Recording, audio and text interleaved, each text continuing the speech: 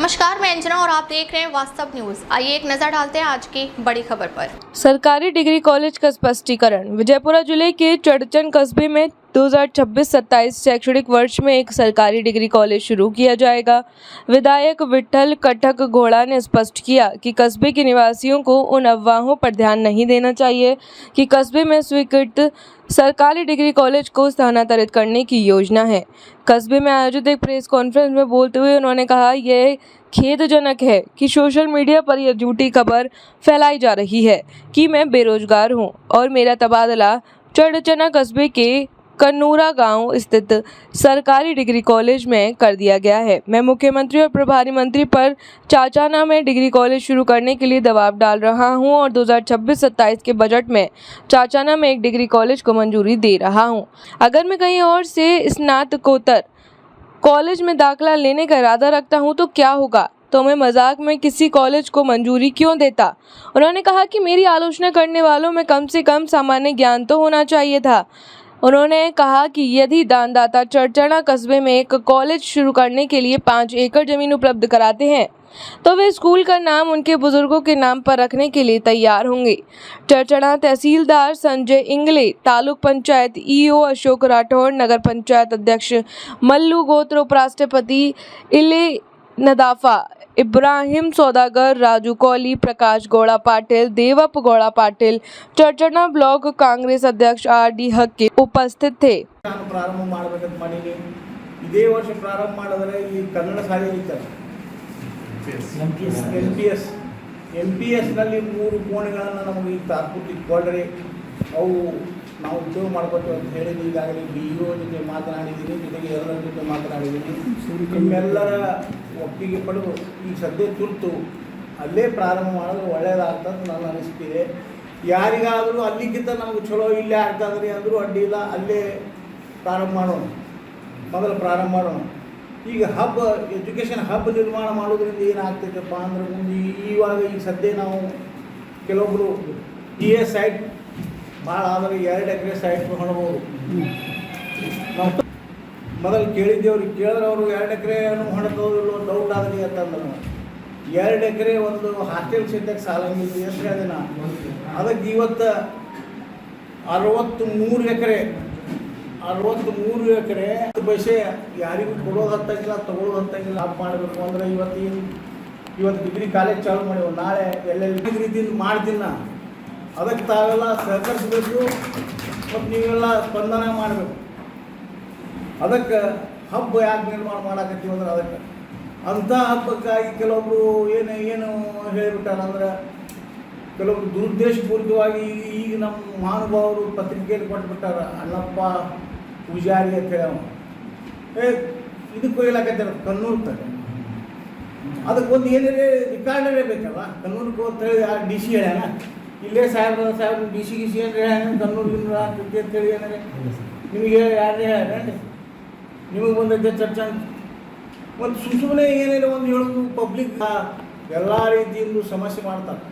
ಅದಕ್ಕೆ ಅಂಥ ಸಮಸ್ಯೆಗಳಿಗೆ ಕಿವಿಗೊಡದೆ ಯಾರೇ ಆಗಲಿ ಇವತ್ತು ಅಭಿವೃದ್ಧಿ ಪರ ಚಿಂತನೆ ಮಾಡಬೇಕು ವಿನ ಯಾರೇ ಮಾಡಿದ್ದು ಅಥವಾ ಯಾರೇ ಏನೇ ಮಾಡಿದ್ದು ಅದನ್ನು ಹಿಂದಕ್ಕೆ ಎಳಿಬಾರ್ದು. ಮನುಷ್ಯ ಡಾಕ್ಟರ್ ಬಾಬಾ ಸಾಹೇಬ್ ಅಂಬೇಡ್ಕರ್ ಒಂದು ಮಾತನ್ನು ಹೇಳ್ಯಾರ.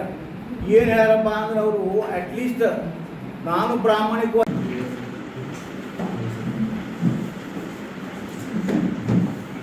ಉಪಾಧ್ಯಕ್ಷರೇ, ಪಂಚಾಯತಿ ಎಲ್ಲ ಸದಸ್ಯರೇ, ಅವರಿಗೆ ನಮ್ಮ ಪಕ್ಷದ ಎಲ್ಲ ಪ್ರಮುಖ ಪದಾಧಿಕಾರಿಗಳೇ, ಆತ್ಮೀಯ ಸ್ನೇಹಿತರೆ, ಪತ್ರಿಕಾ ಮಾಧ್ಯಮದ ಗೋಷ್ಠಿಯ ಉದ್ದೇಶ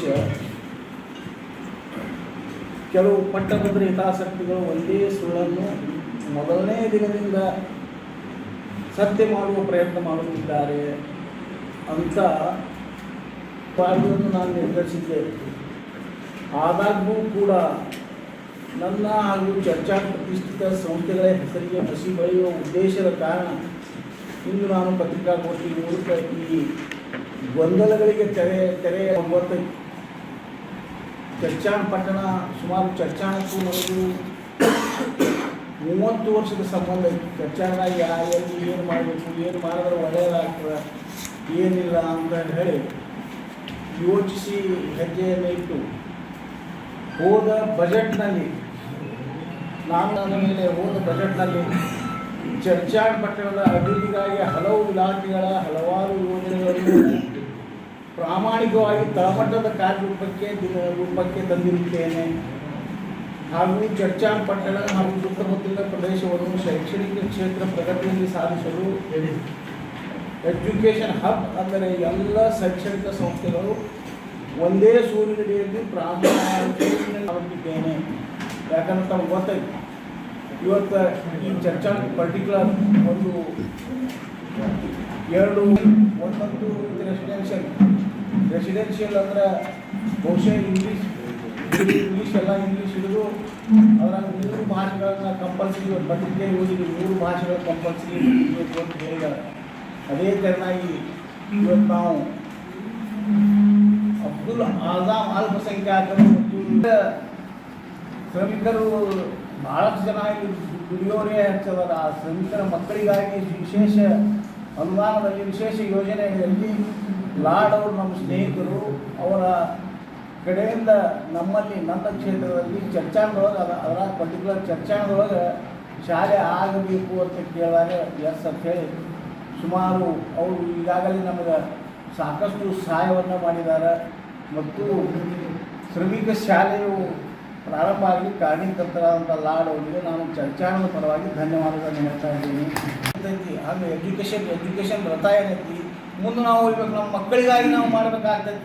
ಅದನ್ನು ಇವತ್ತು ಅಲ್ಲೇ ಅಟ್ಲೀಸ್ಟ್ ಹಿಂದೆ ಬಿಡಬೇಡ್ರಿ ಅಂತ ಹೇಳ. ಅದಕ್ಕೆ ಈ ಕಾಲೇಜಿನ ಸಂಗಮೇಶ್ವರ ಕಾಲೇಜಿನಾಗ ಎಲ್ಲರೂ ಕೂಡಿ ಇದನ್ನು ಏನೋ ಚೇಂಜ್ ಮಾಡ್ಲಾಕತ್ತಾರೆ. ಅವರು ನಮ್ಮ ಗೆಳೆಯರ ಸಂಗಮೇಶ್ವರ ಕಾಲೇಜಿನ ಪ್ರಿನ್ಸಿಪಾಲ್ ಸಹಿತ ನಮ್ಮ ಆತ್ಮೀಯರ ನಾವು ಗೆಳ್ತಾನ ಈ ರಾಜಕಾರಣದ ಗೆಳ್ತಾನ ನಮ್ಮ ಮನೆತನದ ಗೆಳ್ತಾನ ನಾವು. ಅದಕ್ಕೆ ಯಾರೂ ತಪ್ಪಾಗಿ ಭಾವಿಸದೆ ಅದನ್ನೇ ಖರೆ ತಿಳ್ಕೊಂಡು ನೀವು ಯಾರೂ ಚಿಂತೆ ಮಾಡೋದು ಬೇಡ. ನಿಶ್ಚಿತವಾಗಿಯೂ ಇವತ್ತು ನಾನು ಪ್ರಮಾಣ ಮಾಡಿ ಹೇಳ್ತೀನಲ್ಲ, ಚರ್ಚಾಣಕ್ಕೆ ಡಿಗ್ರಿ ಕಾಲೇಜ್ ಆಗ್ತೈತಿ. ಅದರೊಳಗೆ ಏನು ಎರಡನೇ ಮಾತೇ ಬಜೆಟ್ನಾಗ ಐತದು. ಬಜೆಟ್ ಬುಕ್ನಾಗ ಪ್ರಿಂಟೆಡ್ ಇರ್ತೈತಿ. ಬಜೆಟ್ ಬುಕ್ನಾಗ ಅದು ಒಂದು ಬಿಡಿ ನಾವು ಹೇಳೋದ್ರೆ ಅಕಸ್ಮಾತ್ ಇವತ್ತು ಮುಖ್ಯಮಂತ್ರಿ ಏನ್ರಿ ಈಗ ನಾನು ಚೇಂಜ್ ಮಾಡ್ಬೇಕಂದ್ರೆ ಹುಟ್ಟ ಬಜೆಟ್ನಾಗ ಐತಿ ಅಂದ್ರೆ ಚೇಂಜ್ ಆಗ್ತದೆ ಅಂತ ಧಡ್ಡಿ ಕೇಳ್ತಾನೆ. ಅಂದ್ರೆ ಇಂಥ ಗೊತ್ತಿರೋಂಗಿಲ್ಲ, ಏನೇನೋ ಒಂದು ಹೇಳಿಬಿಡ್ತಾರೆ. ಹೇಳಿಬಿಡು, ಅಧೈರ್ಯ ಆಗಬೇಡ್ರಿ, ಸಾಕಷ್ಟು ಸಹಾಯ ಮಾಡಿರಿ. ಯಾಕಂದ್ರೆ ಈಗ ಸದ್ಯ ಒಬ್ಬ ಅಲ್ಲಿ FDC ಒಬ್ಬರಿಗೆ ನೇಮಿಸಿ ನಾವು ನಿಮ್ಮೆಲ್ಲರ ಅನುಮತಿ ಪಡ್ಕೊಂಡು ಇವತ್ತು ಸ್ಟಾರ್ಟ್ ಮಾಡಬೇಕು ಅಂತ ಹೇಳಿ ಜೂನ್ ತಿಂಗಳಲ್ಲಿ ಚಾಲೂ ಮಾಡಬೇಕಾಗ್ತೈತಿ. ನಾವು ಸಮೀಪ ಭಾಳ ಬಂದದ್ದು. ಈಗ ಜೂನ್ ತಿಂಗಳಲ್ಲಿ ಇಲ್ಲೇ ಕನ್ನಡ ಶಾಲೆಯಲ್ಲಿ ಚಾಲೂ ಮಾಡ್ತೇವೆ. ಇಲ್ಲಾಂದ್ರೆ ಉರ್ದು ಮಕ್ಕಳಿಗಂತೂ ಅಲ್ಲಿ ಉರ್ದುದೊಳಗೆ 5-10 ಮಕ್ಕಳು ಇಷ್ಟೇ ಅದ. ಅದಕ್ಕೆ ಬಂಧುಗಳೇ, ಇವತ್ತು ಶ್ರಮಿಕರ ಓದಾಕರೆ ಅವ್ರ ಮೇಲೆ ಹೋಗಿ ಮಾತಾಡಿ ಎಸ್ಟಿಮೇಟ್ ಎಲ್ಲ ಕೊಡ್ರಿ, ಪರಿಷ್ಕೃತ ಎಸ್ಟಿಮೇಟ್ ಎಷ್ಟೆಷ್ಟು ಮಾಡೀರಿ ಅಲ್ಲಿ ಕೊಡ್ರಿ. ಯಾಕಂದ್ರೆ ಚರ್ಚಾಣ ಪಟ್ಟಣದೊಳಗೆ ಒಂದು ಸ್ವಲ್ಪ ಹತ್ಯೆ ಆಗ್ತದೆ. ಆದರೂ ಸಹಿತ ಸ್ವಲ್ಪ ಮನವೊಲಿಸಿ ಯಾರು ಬೇರೆ ಅಂಗಡಿ ಹೋಗ್ತಿತ್ತು ಅಥವಾ ಒಂದು ಪಟ್ಟಿ ಹೋಗ್ತಿತ್ತು. ಒಂದು ಹೊಸ ಬ್ರಿಡ್ಜ್ನೂ ನಾ ಹೇಳಿನವ್ರಿಗೆ ಆ ಕಾಮನ್ ಬಿಲ್ ಟೈಪ್ ಬ್ರಿಡ್ಜ್ ಮಾಡಿದ್ರೆ ನಮ್ಮಲ್ಲಿ ಭಾಳ ಚಲೋ ಆಗ್ತದೆ ಅಂತ ಹೇಳಿ ನಾನು. ಯಾಕಂದ್ರೆ ನೋಡ್ಲಿಕ್ಕೆ ಚಂದ ಕಾಣ್ತೈತಿ. ಮುಂದೊಂದು ದಿವಸ ನಮಗೆ ಆ ಬ್ರಿಡ್ಜ್ ಸಿಗೋದು ಕಠಿಣ ಆಗ್ತೈತಿ. ನಮ್ಮವರೇ ಅದಾರ ಈಗ ಸದ್ಯ ಇದ್ದವರು. ಈಗ ನಾಯಕ್ ಅಂತ ಹೇಳಿ ಬಾಗಲಕೋಟದವರೇ ಅವರು ಅದನ್ನು ಬಾಸ್ ಲ್ಯಾಂಡ್ ಅಕ್ವಿಷನ್ ಅವು ಇವು ಎಲ್ಲ ಮಾಡಿಕೊಂಡು ಎಲ್ಲ ರೀತಿಯಿಂದ ನಡೆದೈತಿ. ಅದು ನನ್ನ ಅಧಿಕಾರದ ಅವಧಿಯೊಳಗೆ ಕಂಪ್ಲೀಟ್ ಮಾಡಿಸ್ತೀನಿ. ಅದು ಒಂದೇ ಒಂದು ದೀಡ್ ತಿಂಗಳೊಳಗೆ ನಿಮಗೆ ಇಲ್ಲಿ ಈಗಾಗಲೇ ಅವರು ಸರ್ವೆ ಮಾಡ್ಯಾರ, ಬಂದೆಲ್ಲ ಸರ್ವೆ ಮಾಡ್ಕೊಂಡು ಹೋಗ್ಯಾರ. ಎಲ್ಲ ರೀತಿಯಿಂದ ಸಶಕ್ತ KC ರಸ್ತೆ ಅದು KC ಬರ್ತಾರೆ. ಅದಕ್ಕೆ ಅದು ಒಂದು ಯೋಜನೆ. ಸುಮಾರು ಕನಿಷ್ಠ ಏನಿಲ್ಲ ಅಂದರೂ 1000 ಮನೆ ಸ್ಟಾರ್ಟಿಂಗ್ ಕೊಡ್ತೀನಿ ಅಂತ ಹೇಳ. ನಮಗೇನು ನೀರಾವರಿ ಪ್ರಿನ್ಸಿಪಲ್ ಸೆಕ್ರೆಟರಿ ಇದ್ದರು, MD ಇದ್ರಲ್ಲ, ಇಲ್ಲಿ ಬಂದಿದ್ರು ತಾವೆಲ್ಲ ನೋಡಿರಿ ಭಾಳ ಮಾಡಿ. MD ಅವರೇ MD ಆಗ್ಯಾರ. KP ಮೋಹನ್ ರಾಜ್ ಅಂತ ಹೇಳಿ ಅವರೇ MD. ನಮ್ಮದು MD ಇರೋದ್ರಿಂದ ನಮಗೆ ಪ್ಲಸ್ ಆಗೈತೆ ಅದು.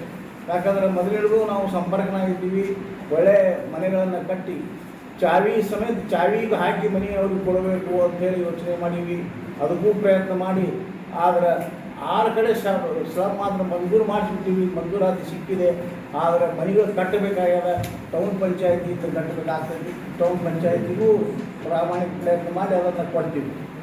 ಜೊತೆಗೆ 619 ಮಾರ್ಕ್ಸ್ ಇದ್ದವ್ರಿ ನಮ್ಮಲ್ಲಿ ಅಂತಂದು ನಮ್ಮ ಶಿಕ್ಷಣ ಕ್ಷೇತ್ರದ ಅಧಿಕಾರಿಗಳು ಇಬ್ಬರು ಬರ್ತಾರೆ. ಯಾರಿಗೆ ಬಂದು ಅಂತ ಕೇಳಿದ್ರೆ ಹೆಣ್ಮಕ್ಳಿಗೆ ಇಬ್ಬರು ಗರ್ಲ್ಸ್ ಅದಾರ ಅಂತ ಹೇಳಿದ್ರು. ಆಯ್ತು ಅಂತ ಹೇಳಿ ಆಯ್ತು ಮಾಡಿ ಅಂತೇಳಿ 11 ಕುರ್ಚಿ ಹಾಕ್ಲಾಕ ಹಚ್ಚಿದ್ದೆವು. 11 ಕುರ್ಚಿ ಹಾಕಿದ್ರೆ ಗಂಡಸರೇ ಒಂದೇ ಒಂದು ಹುಡುಗ ಲಾಸ್ಟ್ ದಿನ.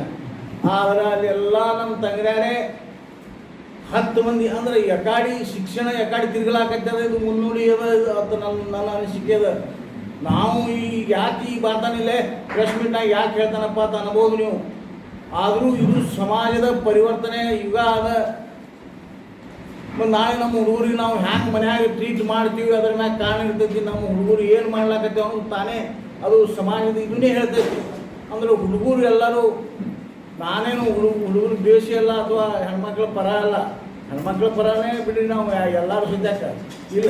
ನಾವು ಮನ್ಯಾಗ ನಮ್ಮ ಎಲ್ಲರ ಮನ್ಯಾಗ ಎಲ್ಲರ ಹೆಂಡತಿ ಮಾತು ಕೇಳೋನೇ ಇದ್ದೀವಿ. ಅದನ್ನೇ ಪ್ರಶ್ನೆ ಇಲ್ಲ.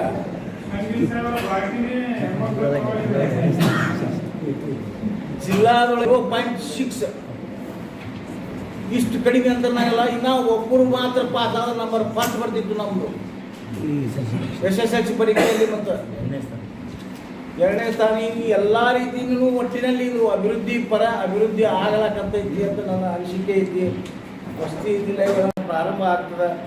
ಮತ್ತು ಪ್ರಜಾಸೌಧ ತಮ್ಗೆ ಗೊತ್ತೈತಿ. ಈಗಾಗಲೇ ಆ ಪ್ರಜಾಸೌಧಕ್ಕಾಗಿ ಸ್ವಲ್ಪ ಮಣ್ಣು ಭಾಳ ಡೀಪ್ ಐತಿ. ಫೌಂಡೇಶನ್ ಲಕ್ಷ ರೂಪಾಯಿ ಮಂಜೂರಿದ್ದು. ಆದರೆ ನಾವು 13,60,00,000 ಕೊಟ್ಟರೆ ಒಳ್ಳೆ ಬಿಲ್ಡಿಂಗ್ ಆಗ್ತದೆ ಯೋಚನೆ ಮಾಡಿ ಎಸ್ಟಿಮೇಟ್ ಕೊಟ್ಟು ಕಳಿಸಿದ್ರು. ಒಬ್ಬರು ಕೇಳಾನೆ ಅವ್ರೇನು ಹೇಳಿದ್ರು ಕಂದಾಯ ಸಚಿವರು, ಒಬ್ಬರು ಕೇಳಾನೆ ಎಲ್ಲರೂ ಕೇಳ್ತಾರಪ್ಪ ಈಗಂತೂ ಬೇಡ, ಈಗ ಇದ್ದಟ್ಟೆ ಕಟ್ಕೋರಿ, ಮುಂದೆ ಅದಕ್ಕೆ ಏನಾರೇ ಮಾಡ್ತೀನಿ ಅಂತ ಹೇಳ. ಆದರೆ ಆ್ಯಕ್ಚುಲಿ ಅದು ನಾವು 13 ಕೋಟಿ ಹೆಚ್ಚಾಗಿದ್ದಿಲ್ಲ. 13 ಕೋಟಿ ಹೆಚ್ಚಿಗಿದ್ದ ಎಸ್ಟಿಮೇಟ್ ಆಗಿತ್ತು. ಅಷ್ಟು ಕೊಟ್ಟರೆ ಭಾಳ ಸುಂದರವಾದಂಥ ನೂತನ ಜೊತೆಗೆ ಬಸ್ ಸ್ಟ್ಯಾಂಡ್ ಸದ್ಯಕ್ಕೆ ರಿಪೇರಿ ಮಾಡುವಂಥ ಕೆಲಸ ಆಗ್ತಿತ್ತು. ಗೊತ್ತೈತೆ ತಮಗೆ. ಇಲ್ಲಿ ಮಂಜೂರಾಗಿ ಭಾಳ ವಿಷಯ ಅದ. ಜಾಗನೇ ಇಲ್ಲ, ಯಾರೂ ಜಾಗ ಕೊಡಲ್ಲ ಯಾರ. ಈಗ ಮನೆ ಜಾಗ ಕೊಟ್ಟಾರ, ಅದನ್ನು ಪ್ರಾರಂಭ ಆಗ್ತೈತಿ. ಜೊತೆಗೆ ಇವತ್ತು कोर्ट मंजूर कोर्ट से तक जगह पट्टा। खबरों में अब तक के लिए बस इतना ही। फिर मिलते हैं एक ऐसी ही बड़ी खबर के साथ। तब तक के लिए नमस्कार और देखते रहिए वास्तव न्यूज़। अगर आपको वीडियो पसंद आई हो तो लाइक करें व शेयर करें। ऐसे लेटेस्ट अपडेट पाने के लिए बेल आइकन को प्रेस करना ना भूलें। अगर आप हमें फेसबुक या इंस्टा के माध्यम से देख रहे हैं तो हमारे पेज को फॉलो ज़रूर करें। धन्यवाद।